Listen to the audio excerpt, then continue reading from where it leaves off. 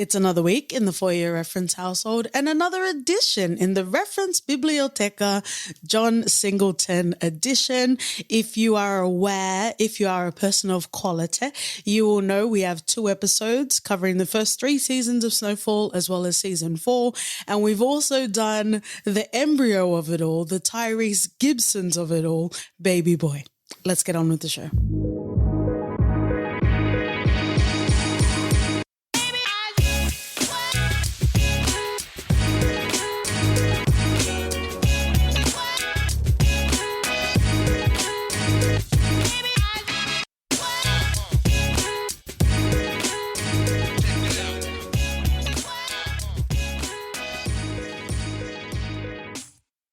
Friends and the genesis of OG Morpheus lovers. Welcome back to the Foyer Reference podcast. You got your host, Katie. And OT. Who dis?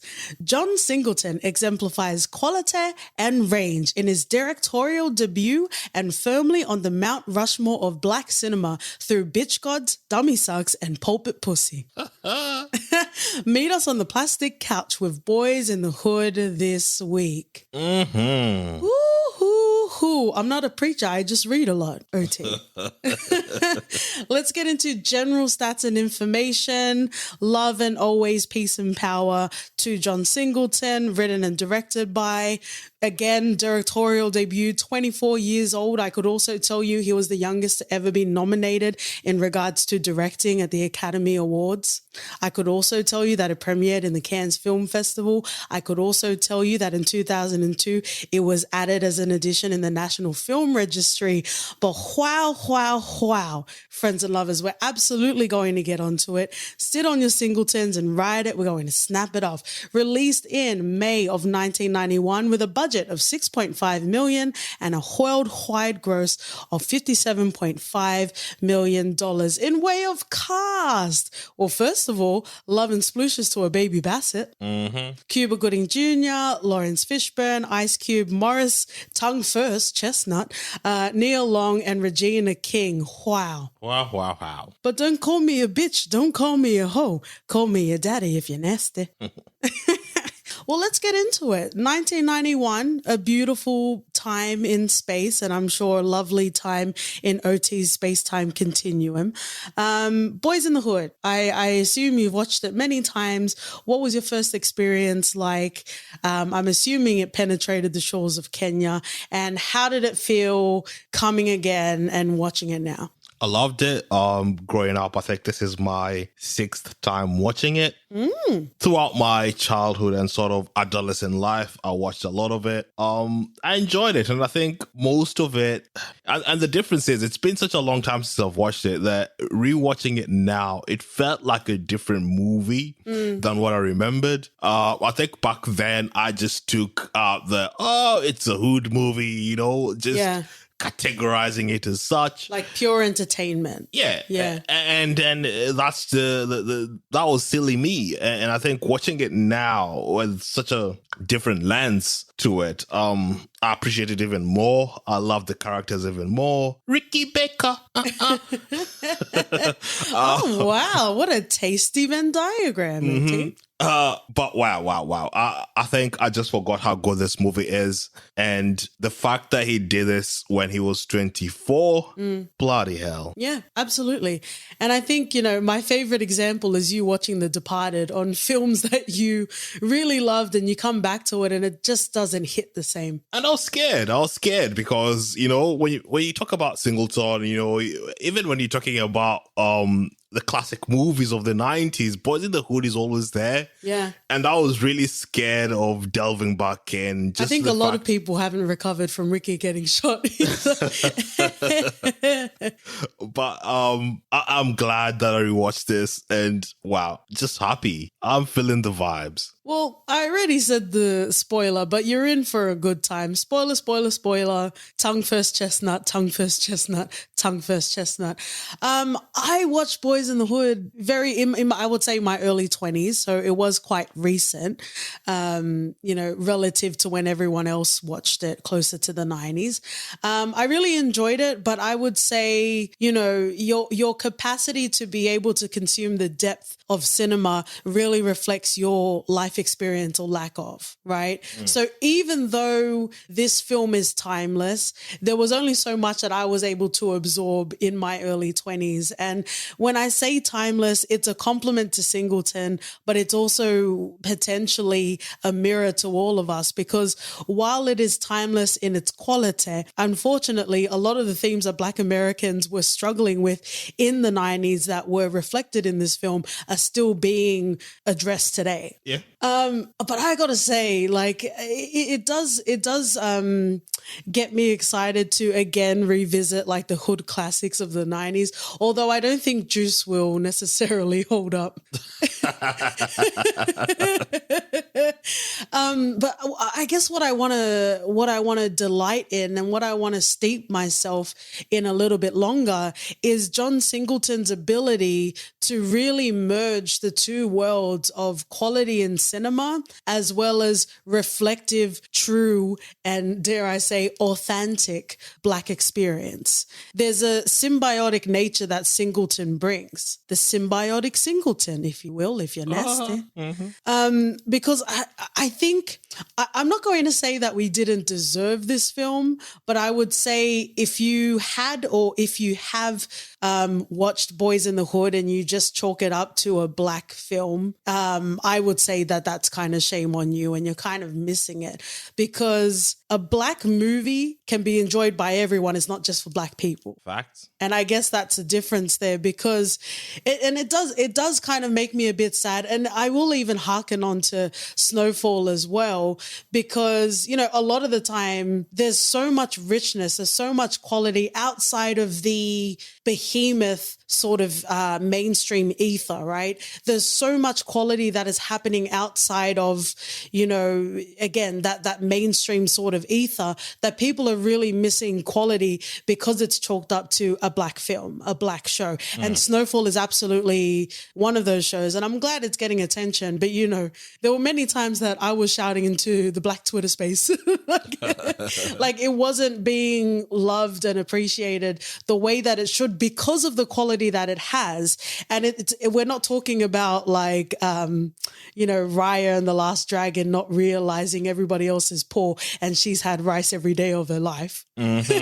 Like we're talking about actual, lived through experiences. And, we talked about it in The Shy, how it was so, without it having any sort of context ever being in Chicago, it was so authentically The Shy, right? We talk about Taika Waititi, how everything feels so intrinsic to New Zealand. And we see that with John Singleton's work with South Central LA. And I think something fun just to reflect on as well is while I was watching Boys in the Hood again, I couldn't help but wonder where this would lie in regards to the happenings of Snowfall as well.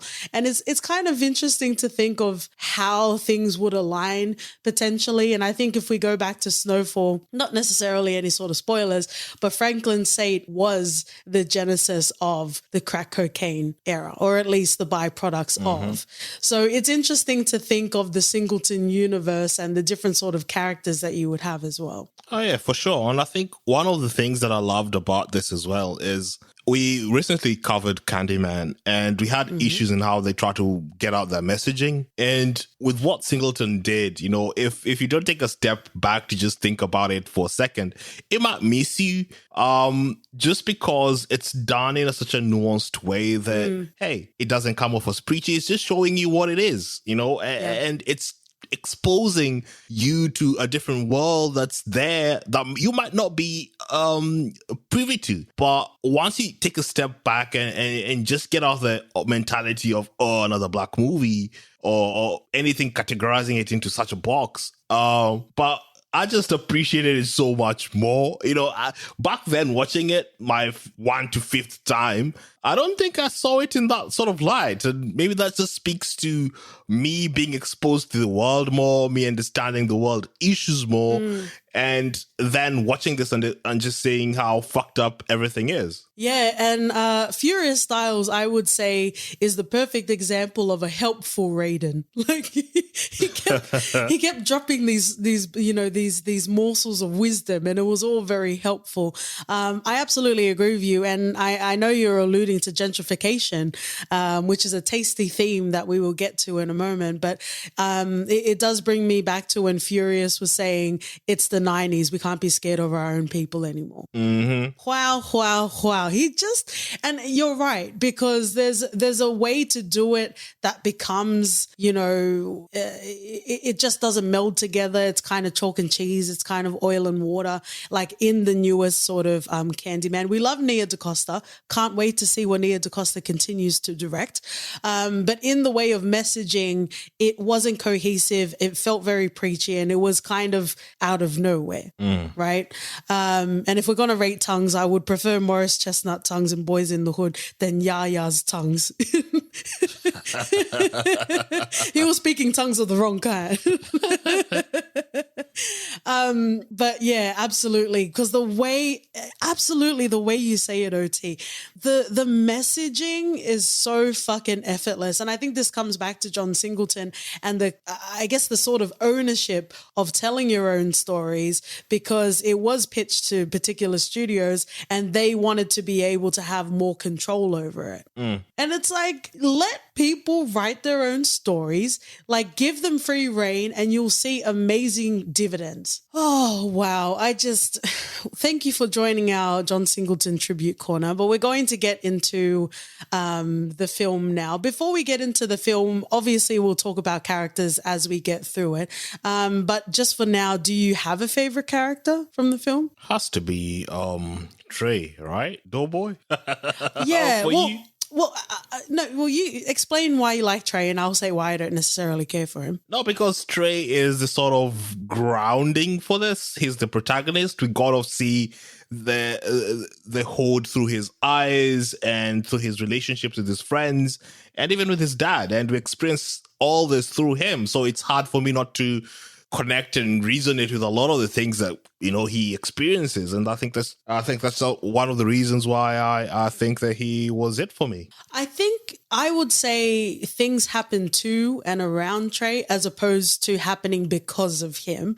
What did you think about his virgin story? Well, him proving he's not a virgin story. If Furious had any sense, he'd know he was fucking made up.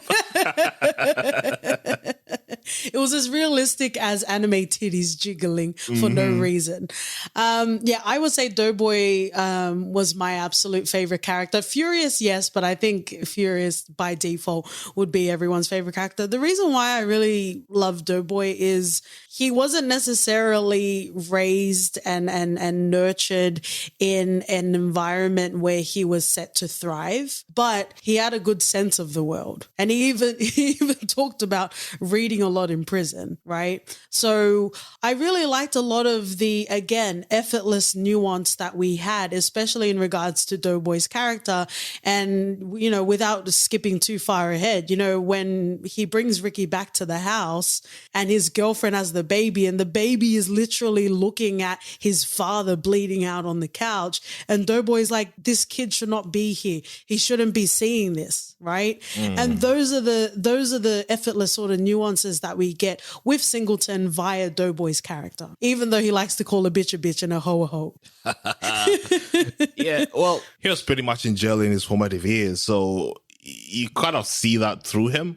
And I get what you're saying, that he has this way with his words and you know what you're going to get with him. But I don't know, I just couldn't connect with him that way. I understood him. I love the fact that he always looked after Ricky, even at a young age. Going to the older gang members and be like, hey, give me the ball.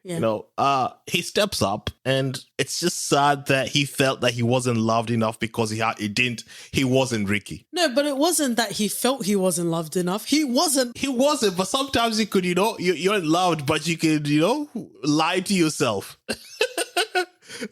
That's just how it is. We're getting some insights here. Well, he had good reason to be upset. He had good reason to shake his fist at the sky. He did. It was a tough upbringing and always feeling as if he was in the shadow of Ricky or he wasn't as good as Ricky. But to be fair, he even had qualms like Ricky could get a girl pregnant and have that girl stay in the mother's house. Yeah, in-house pussy. In-house pussy, indeed. Yeah, that's wild. Well, there you go, my friend. We all have some shit we need to work through. Sometimes we do it through podcasts. Mm-hmm. Let's get into our themes. There was a lot. Like, I was very impressed. Again, there are times when I want to sit and I want to enjoy a film, but there are absolutely moments that I need to take some notes because I know we're going to talk through it in the podcast. The first theme that I have for Boyz n the Hood is gun violence / the normalizing of violence.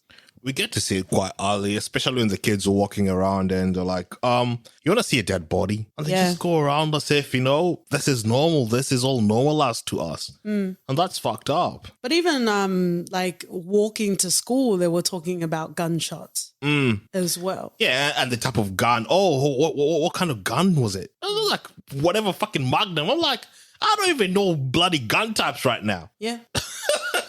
It's wild. And I guess that also goes back to, Furious Styles, which is around the actual same scene when they're talking about gentrification. But, he talks about a gun shop and a liquor store on every corner because they want us to kill ourselves. They don't give a fuck, right? Critical race theory is a very hot topic at the moment. But, you see the differences and the highs and lows of America where it becomes, again, very normalized to witness and experience and to be living in this sort of violence and the rest of the world or the rest of the country not fucking care. Yeah, true. The next theme that I have is drugs, in brackets, crack cocaine. We see an example of this with Cheryl where, she's kind of strung out a lot and her baby's always out in the street. And that's kind of where you see the similarity because, you see Trey bring the baby back, but you also see Doughboy bring the baby back as well. There's still this onus on the community to look after each other regardless. But it's sad because you could also draw, and I know Singleton talked about this when he was doing Snowfall. He wanted to delve more into that. So it was good to see. Yeah. And again, I would say the gentrification scene is very much, even though there are so many scenes, there was so much that was like, can be taken out of that particular scene. And that's where you have that old man blaming the youths, essentially driving down the property value and that sort of thing. And Furious Styles, he talks about, how do you think the crack rock gets into the country? We don't own any of the planes. We don't own no ships. We're not the people who are flying and floating that shit in. Yeah, if people just took 5 minutes to think about this shit, it's wild. Yeah. And you know what? With Furious's whole speech and getting the community, getting black-owned businesses, people putting money back into their own community. Yeah. People have been trying that and it kept on getting burnt and shit. It's a lose-lose sort of a situation. And it saddens me to see that even after all this time, there's still the similar issues are still being talked about and we know what needs to be done, but shit just can't get done. Yeah. I guess that's the difference between all skin folk ain't kinfolk, right? I mentioned it in the intro about the Mount Rushmore of Black cinema because I love the way he just addresses it. There's opposition outside of the black community, but there's also opposition inside of the black community. John Singleton thrived for James Samuel to thrive because everyone's fucking thriving. And the fact there's always been an advocate of you need to be the creator. You don't just fucking act. Anyone can be a fucking actor and you always look for handouts and all be an employee for some shit. Do your own. And the fact that he studied that and he had that mentality at 24 to give us Boyz n the Hood. Yeah. I love how you were referencing Marlon Wayans.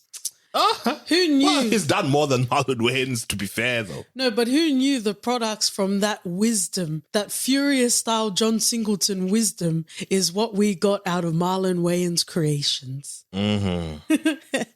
Let's move on to the next theme, sex education / AIDS. I guess if we want to start on a playful note, we have the quote from Furious. How many times do I have to tell you? If a girl says she's on the pill, you use something anyway. Pill ain't going to keep your dick from falling off. I don't know why you insist on learning things the hard way, but you're going to learn. Oh, you're going to learn.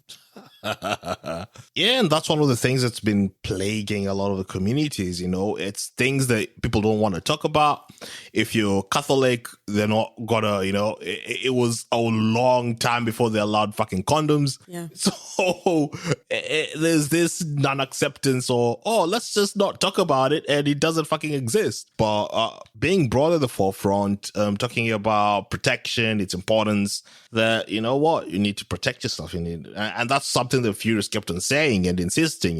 Yeah. And I think it was like one of the first scenes we see is like, don't bring any babies here. Yeah. And then next minute we see that Ricky is all grown up and of course he has kids. Well, by the way that he's kissing by the barbecue at the cookout,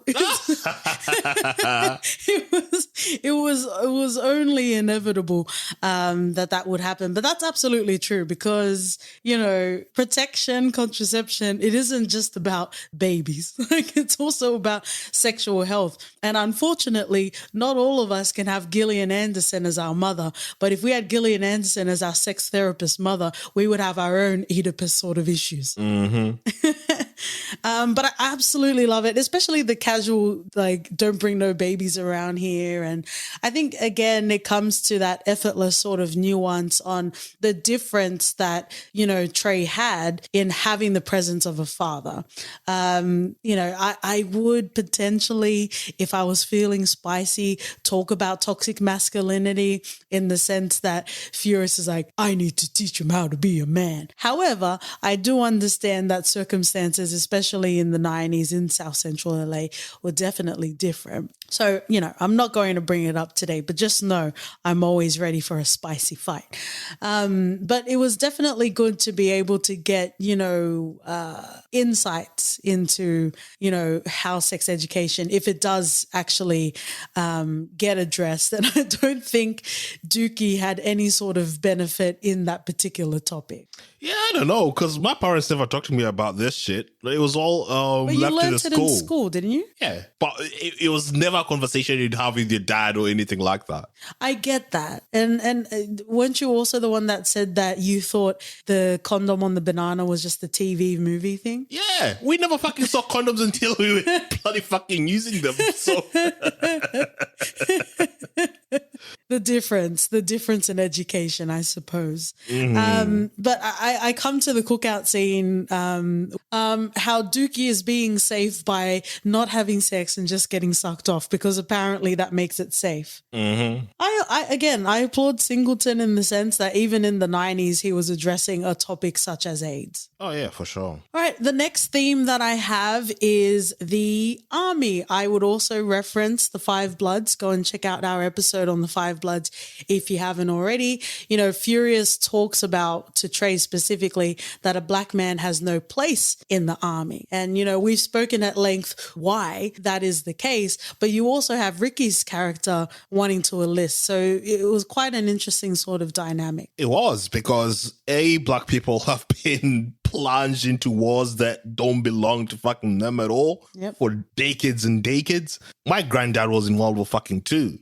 He had no business to be there. Yeah. He was there nonetheless. Well, you're a obedient colony state. Yeah, true. And to have black people in Vietnam fighting shit that while they're still being castigated in their own country. Yeah. Fuck that shit. Fuck that noise. Mm-hmm. What do you think the appeal was to Ricky, though? He doubted himself. He didn't think that he was good enough to go to college, meet the grades to get himself there. And he saw the ad. He thought, this is something that can secure the future of myself and my family. Mm-hmm. And, that's a lot of the options people have out there. Go in, your family is sorted, and you don't have to worry, until you come back as a vet when you're left with your own devices. Yeah. If ever there would have been a potential sort of spin-off, it would be like the younger years of Furious. It'll be like adjacent to the Wonder Years, the Furious years. The next theme that I have is the NFL, the prospects of the NFL to outroot you out of poverty. In regards to this, there's an actual quote where we have the scout asking Ricky what degree does he want to major in because statistically he may not go to the NFL after college. Yeah, a small percentage of people do. And I think that's where, you always... The dream is there. You'll get to the NFL, you'll get to the NBA, you'll get into the pro leagues. But statistically speaking, very few people get to that. Yeah. We were watching a movie sometime last year in National Champions where there was a big push in trying to get college athletes to get that paper because statistically speaking, most of them would have to fall back on other careers because they won't make it to the pro leagues. But I think even then, before they even become pro, there are life-changing injuries that can happen as well. Yeah, because I think the way they draw the boundaries is because they're college, even though they're working towards pro, but there's no protection. Yeah, everyone, you can't make sense of it. A coach earns millions of dollars, teachers get pennies. Yeah. You can't justify that shit. You really can't. But on a lighter note, shout outs to Key and Peele for having the teacher draft. That was very cute and very nice. But good shout out to National Champions because that movie really highlighted a lot of truths that we weren't necessarily privy to in regards to the prospects of going to the NFL. But, coming back to Boys in the Hood, we see that with Ricky. Yeah. And I think that's exactly what you're saying about him realizing, oh shit, I need to have like a plan B. Do you think it was him? You think it was him becoming aware of the reality of it? Or you think it was him not having confidence in his ability? Him not having confidence that he'll get 700 in the SAT. I think he thought he'd dunked it. And I'm pretty sure he didn't think, even when he was speaking to Trey, he was downplaying that shit so much. You knew that, okay, he thought he's not going to get in. And they even made a big bait of it when the mom looked at his results after he'd already been shot and died. And it was like, yeah, he got like 704 or some shit. So he was through. He was through. He didn't need to go to the army to get his life sorted or his family sorted. He had a future. I was hearing your favorite Kelly Rowland stole. Again, that's the best destiny there is, mate. Friends and lovers, this podcast episode is for the culture, so I had to bring up Kelly Rowland. The next theme I have, we've kind of already talked about, but it is important to mention gentrification. We've talked about Candyman, how the OG Candyman did do it successfully and not necessarily the newer one. Insecure, also perfectly, we're talking about LA. Issa's vision for Insecure, as much as it was to contribute to the culture and Black ownership of stories, it was also a love letter to LA. And unfortunately, the gradual and in some cases very rapid sort of gentrification to LA. And in certain aspects, we also see it in the Shy as well. But, is there anything else you want to say about gentrification? Yeah, it's wild. You'd think that, well, at least to me, that this was like sort of the new age problem people are trying to, get their heads around. But this shit has been happening for decades. Oh, absolutely. It's sad how it happens, anyone can be a gentrifier. It's not tied down to race. Ooh, spicy, muy caliente. But I do agree, OT. Go and listen to our Candyman episode where I give a very good proselyting sermon on how Black and brown and everyone around the town can gentrify. We all want a piece of a pie, but unfortunately the pie is overheating and we need to find resources. And there's your climate change sermon for today as well, friends and listeners. The only other theme I have to discuss potentially, if you're interested, OT, is the God discussion with Doughboy and Shalika when they're in Crenshaw. Yeah, because Doughboy was like, how could all this bad shit happen to Black people if there's a God? From my teachings, it's because we're being tested for greater things. So, but wasn't it the oppressors that were teaching you that? Yeah. So have I got my Hotep Furious Styles hat on or what? You do. you could have all these questions, and even growing up, we're told not to question shit. So we never really bothered to ask ourselves. And I think that's where you get, or at least for me, I never really understood why I couldn't ask myself these questions. Yeah. Even if I had just to keep quiet and keep it to myself. Do you mean even when you continue rubbing and why it feels good, you didn't want to question it? I didn't even, because just the shame of all of it, you're told very young, don't fucking masturbate, and you're like, what the fuck is that? Teach me what that is first before telling me not to do it. Isn't part of the issue with the Catholic Church is they taught you? Well, I didn't get the one-to-one lesson, but all right. This sounds like we're doing Spotlight next, right?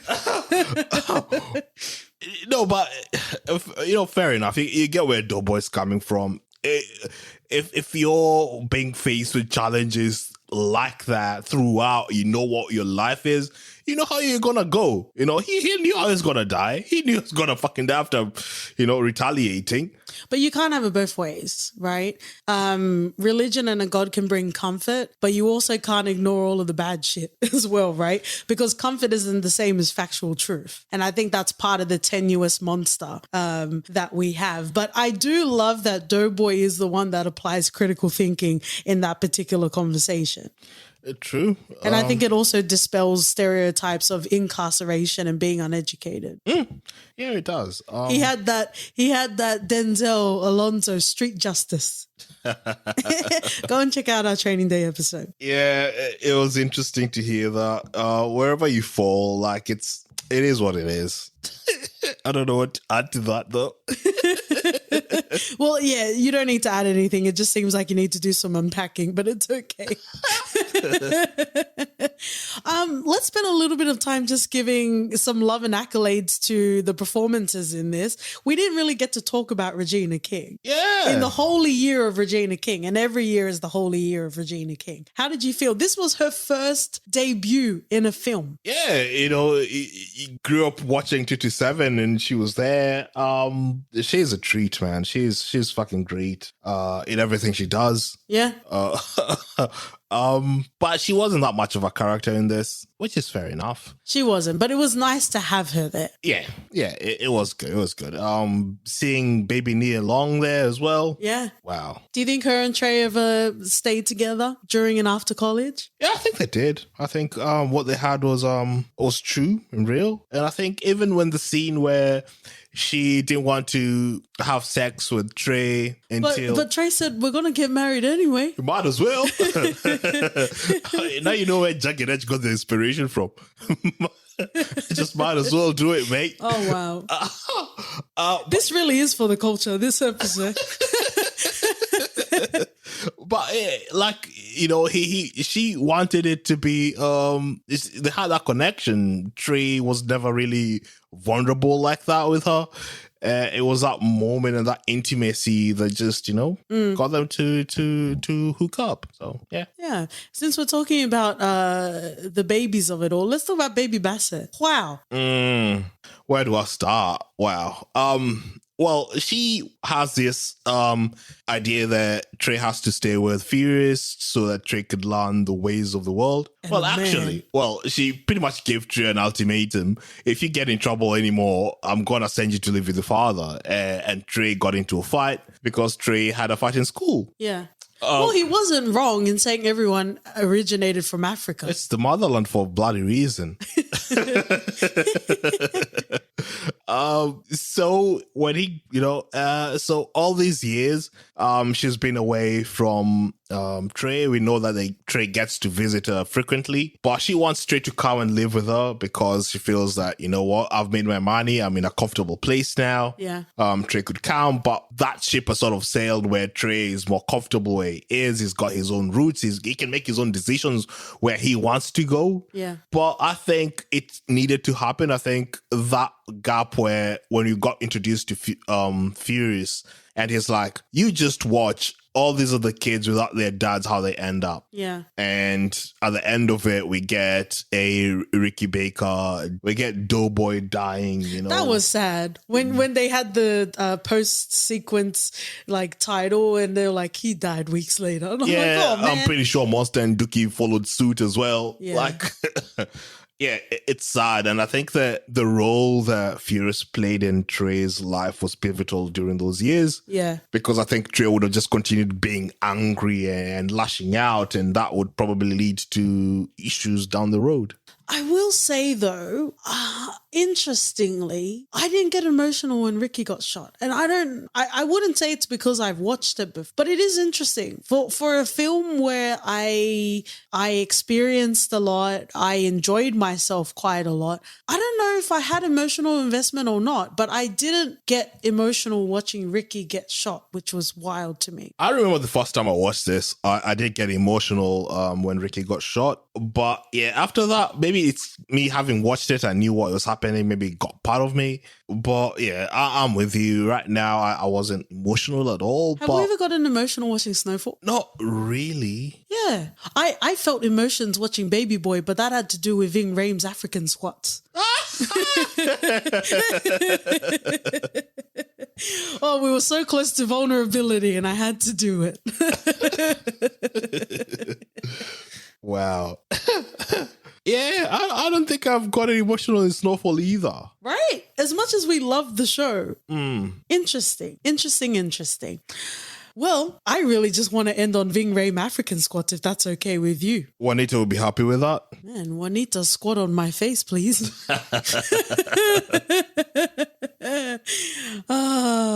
Seems like I'm due for an OT embryo roleplay situation. Mm-hmm. Thank you, friends and lovers, for joining us another week in the For Your Reference household. We're going to finish off in a segment we call For Your Reference. OT. I'm going to reference Spike Lee's Do the Right Thing. Ooh. And I haven't watched it yet. I can reveal that at the end of the episode.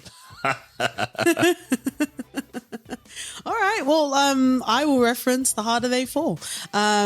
I think it might be nice to venture into who we believe would be on the Mount Rushmore of Black cinema. But again, I will always speak accolades for James Samuel and The Harder They Fall. Mm-hmm. If you would like to give some more accolades, Ving Rhames, OT squats and otherwise, on Twitter and Instagram, we're at For Your Ref Pod. Write us an email at hello@podcast.com. We're also on John Singleton Forever podcast if you like to leave a rating and review. And we'll see you guys next week. See ya. Bye.